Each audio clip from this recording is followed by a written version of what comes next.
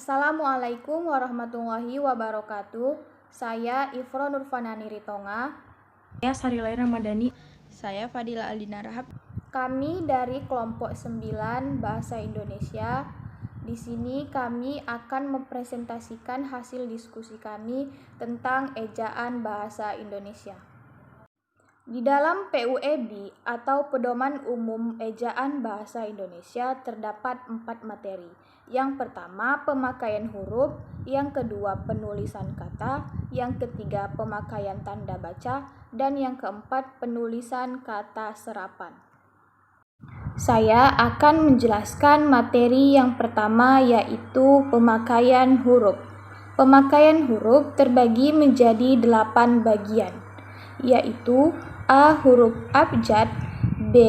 Huruf vokal, C. Huruf konsonan, D. Huruf diftong, E. Gabungan huruf konsonan, F. Huruf kapital, G. Huruf miring, dan H. Huruf tebal. A. Huruf abjad. Huruf abjad yang terdapat dalam ejaan bahasa Indonesia terdiri atas 26 huruf, yaitu A, B, C, D, E, F, G, H, I, J, K, L, M, N, O, P, Q, R, S, T, U, V, W, X, Y, dan Z. Selanjutnya B. Huruf vokal. Huruf vokal terdiri atas 5 huruf, yaitu A, I, U, E, dan O. Bisa kita lihat pada contoh huruf vokal A, contohnya di posisi awal api, di posisi tengah padi, di posisi akhir lusa. Huruf vokal E, contohnya di posisi awal enak, posisi tengah peta, posisi akhir sore. Huruf vokal I, contohnya di posisi awal itu, posisi tengah simpan, posisi akhir murni. Huruf vokal O, contohnya di posisi awal oleh, posisi tengah kota, posisi akhir radio. Huruf vokal U, contohnya di posisi awal ulang, posisi tengah bumi, dan posisi akhir ibu. Selanjutnya C. Huruf konsonan. Huruf konsonan terdiri atas 21 huruf, yaitu selain huruf A, I, U, E, dan O. Contohnya, huruf konsonan B di posisi awal bahasa, posisi tengah sebut, di posisi akhir adab. Contoh lain, huruf konsonan D. Posisi awal 2, posisi tengah adab, posisi akhir abad. Sebagai catatan, huruf Q dan X khusus digunakan untuk nama diri dan keperluan ilmu. Huruf X pada posisi awal kata diucapkan S. Contohnya senon. D. Huruf diftong. Di dalam bahasa Indonesia terdapat 4 diftong yang dilambangkan dengan gabungan huruf vokal AI, AU, EI, dan OI. Contohnya, huruf diftong AI di posisi awal aileron, posisi tengah balairung, posisi akhir pandai. Huruf diftong AU contohnya di posisi awal autodidak, di posisi tengah taufik, posisi akhir harimau. Contoh huruf diftong EI di posisi awal eigendom, posisi tengah geyser, posisi akhir survei. Huruf diftong OI contohnya di posisi awal tidak ada, di posisi tengah boykot, dan di posisi akhir amboy. E. Gabungan huruf konsonan. Gabungan huruf konsonan K dan H, N dan G, N dan Y, dan S dan Y masing-masing melambangkan satu bunyi konsonan. Contoh gabungan huruf konsonan KH di posisi awal khusus, di posisi tengah akhir, di posisi akhir tarikh. Gabungan huruf konsonan N dan G di posisi awal ngarai, di posisi tengah bangun, di posisi akhir senang. Gabungan huruf konsonan N dan Y contohnya di posisi awal nyata, di posisi tengah banyak. Gabungan huruf konsonan S dan Y contohnya di posisi awal syarat, di posisi tengah musyawarah, di posisi akhir arasy. F. Huruf kapital. Huruf kapital dipakai sebagai huruf pertama awal kalimat. Contohnya, keluarga adalah harta benda yang paling berharga. Keluarga merupakan awal kalimat, maka huruf K dipakaikan huruf kapital. Kemudian, huruf kapital dipakai untuk huruf pertama nama orang. Contohnya, Ifroh Nurfanani. Kemudian, petikan langsung. Contohnya, adik bertanya kapan kita pulang. Sebagai catatan, huruf kapital tidak dipakai untuk nama jenis, satuan ukuran, dan kata yang bermakna anak dari. Contohnya, ikan mujair. Mujair adalah nama jenis ikan, maka mujair tidak dipakai huruf kapital. Kemudian 10 cm. Cm merupakan ukuran satuan, maka tidak menggunakan huruf kapital. Kemudian Abdul Rahman bin Zaini. Bin merupakan makna dari anak dari, maka tidak menggunakan huruf kapital. Selanjutnya, huruf kapital digunakan sebagai huruf pertama nama agama, kitab suci, nama Tuhan, gelar kehormatan, gelar keturunan, gelar keagamaan, gelar akademik. Huruf kapital juga dipakai sebagai huruf pertama nama jabatan, pangkat, instansi, tempat, bangsa, suku bangsa, tahun, bulan, hari, bahasa, peristiwa sejarah, dan geografi. Namun, nama geografi yang bukan nama diri atau nama jenis tidak ditulis dengan huruf kapital.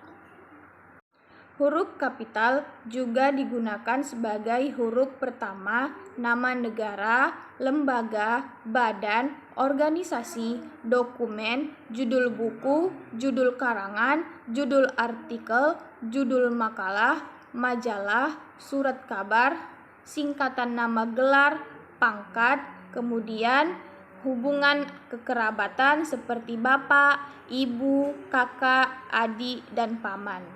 Kemudian huruf kapital juga digunakan untuk kata ganti Anda.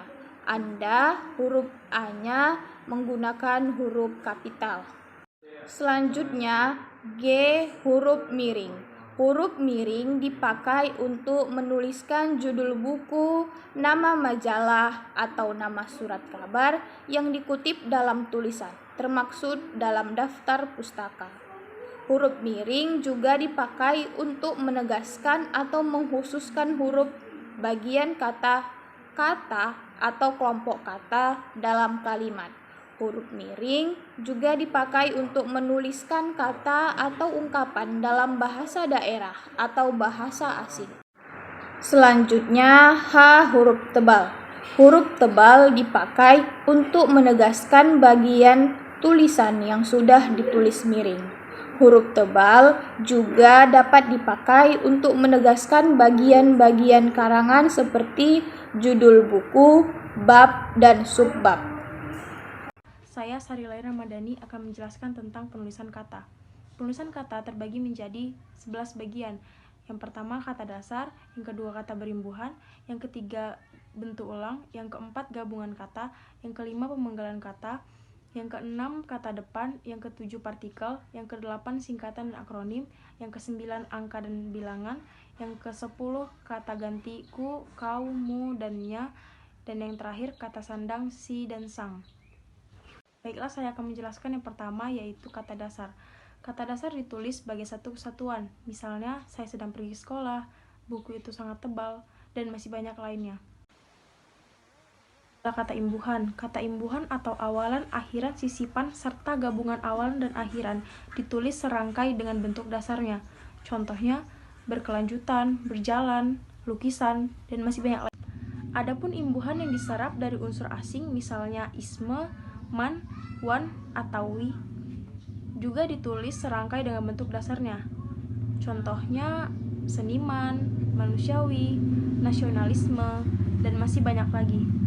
Yang ketiga adalah bentuk ulang. Bentuk ulang ditulis dengan menggunakan tanda hubung di antara unsur-unsurnya. Contohnya anak-anak, kupu-kupu, kata ulang cumi-cumi, kata ulang hati-hati, dan masih banyak lainnya. Adapun bentuk ulang gabungan kata yang ditulis dengan menggunakan unsur pertama, misalnya surat kabar menjadi surat-surat kabar, rak buku menjadi rak buku, dan masih banyak lainnya. Baiklah, saya akan menjelaskan yang keempat, yaitu gabungan kata. Unsur gabungan kata yang lazim disebut kata menjemuk, termasuk istilah khusus dan ditulis terpisah. Contohnya, kambing hitam, orang tua, duta besar, dan masih banyak lagi. Adapun gabungan kata yang dapat menimbulkan salah pengertian karena ditulis dengan menggunakan kata hubung di antara unsur-unsurnya. Kemudian ada juga gabungan kata yang penulisannya terpisah dan akan tetap ditulis terpisah apabila terdapat awalan dan akhiran. Misalnya bertepuk tangan, itu awalan ber. Kemudian sebarluaskan, itu akhiran kan. Ada juga gabungan kata yang mendapatkan awalan dan akhiran dan ditulis dengan serangkai. Contohnya dilipat gandakan, kemudian disebarluaskan, kemudian menggarisbawahi. Itu kan mendapatkan awalan dan akhiran, jadi ditulis dengan serangkai. Ada juga gabungan kata yang sudah padu ditulis serangkai. Contohnya bagaimana, apalagi, barangkali, beasiswa, belasungkawa, dan masih banyak lagi. Baiklah, saya akan menjelaskan tentang pemenggalan kata. Pemenggalan kata pada kata dasar dilakukan dengan cara yang pertama. Jika di tengah kata tersebut terdapat huruf vokal yang berurutan, maka pemenggalnya ditulis di antara kedua huruf vokal tersebut. Contohnya, buah. Itu U dan A itu huruf vokal. Jadi dipenggal menjadi buah. Kemudian main. A dan I adalah huruf vokal, jadi pemenggalnya main, dan masih banyak lagi. Kemudian yang kedua adalah huruf diftong, I, A, O, dan OI. Itu tidak dipenggal. Contohnya seperti pandai, itu penggalannya menjadi pandai. Kemudian saudara, itu menjadi saudara. Adapun gabungan huruf konsonan yang melambangkan satu bunyi tidak dipenggal. Contohnya bangkrut, bangsa, ikhlas, kongres, makhluk, dan masih banyak lagi. Baiklah, saya akan menjelaskan yang keenam, yaitu kata depan. Kata depan seperti di, ke, dan dari ditulis terpisah dari kata yang mengikutinya. Contohnya, di mana dia sekarang? Kain itu disimpan di dalam lemari. Dan masih banyak lagi. Baiklah, saya akan menjelaskan yang ketujuh, yaitu partikel. Partikel lah, tah, kah ditulis serangkai dengan kata yang mendahuluinya. Misalnya, bacalah buku itu dengan baik. Nah, kata baca dan lah itu ditulis serangkai, tidak dipisah. Bacalah. Adapun partikel pun ditulis terpisah dari kata yang mendahuluinya. Misalnya, jangankan 2 kali, 1 kali pun engkau tidak pernah berkunjung ke rumahku. Nah, kata punnya itu dipisah, tidak digabungkan dengan kata 1 kali pun. Itu 1 kali pun. Jadi dipisah gitu. Baiklah, saya akan menjelaskan yang ke-8, yaitu singkatan dan akronim. Singkatan nama orang, gelar, sapaan, jabatan, atau pangkat diikuti dengan tanda titik pada setiap unsur singkatan itu. Misalnya, Aha Nasution, yaitu artinya Abdul Haris Nasution, dan masih banyak lagi. Kemudian singkatan yang terdiri atas huruf awal setiap kata nama lembaga pemerintahan dan ketatanegaraan, lembaga pendidikan, badan atau organisasi, serta nama dokumen resmi ditulis dengan huruf kapital tanpa tanda titik. Misalnya NKRI, yaitu Negara Kesatuan Republik Indonesia. Kemudian PBB, Perserikatan Bangsa-Bangsa. Kemudian PGRI, Persatuan Guru Republik Indonesia, dan masih banyak lagi. Kemudian akronim bukan nama diri yang berupa gabungan huruf awal dari suku kata atau gabungan kata yang ditulis dengan huruf kecil. Misalnya IPTEK, itu artinya ilmu pengetahuan dan teknologi. Kemudian pemilu, yaitu pemilihan umum. Kemudian tilang, bukti pelanggaran, dan masih banyak lagi. Yang ke-9, yaitu angka dan bilangan. Angka Arab atau angka Romawi lazim digunakan sebagai lambang bilangan atau nomor. Kemudian saya akan menjelaskan yang ke-10, yaitu kata ganti ku, kau, mu, dan nya. Kata ganti ku dan kau ditulis serangkai dengan kata yang mengikutinya, sedangkan kata ganti mu dan nya ditulis serangkai dengan kata yang mendahuluinya. Contohnya, rumah itu telah kujual. Kemudian, bukuku, bukumu, dan bukunya tersimpan di rak buku tersebut. Baiklah, saya akan menjelaskan yang terakhir, yaitu kata sandang si dan sang. Kata sandang si dan sang ditulis terpisah dari kata yang mengikutinya.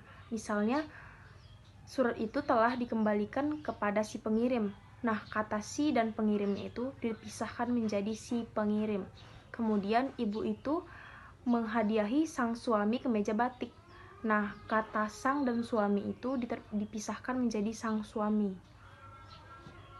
Saya Fadila Aldina Rahab dari kelompok 9 ingin menjelaskan tentang pemakaian tanda baca. Ada sekian banyak tanda baca dalam bahasa Indonesia. Kita mengenal ada tanda titik, tanda koma, hingga tanda elipsi. Kira-kira bagaimana sih aturan pemakaian tanda baca tersebut? Di sini saya hanya menjelaskan penggunaan tanda titik, tanda koma, dan tanda elipsi. Pertama, penulisan tanda titik. Tanda titik dipakai pada akhir kalimat pernyataan. Misalnya, mereka duduk di sana. Kedua, dia akan datang pada pertemuan itu. Setiap akhir kalimat itu menggunakan tanda titik.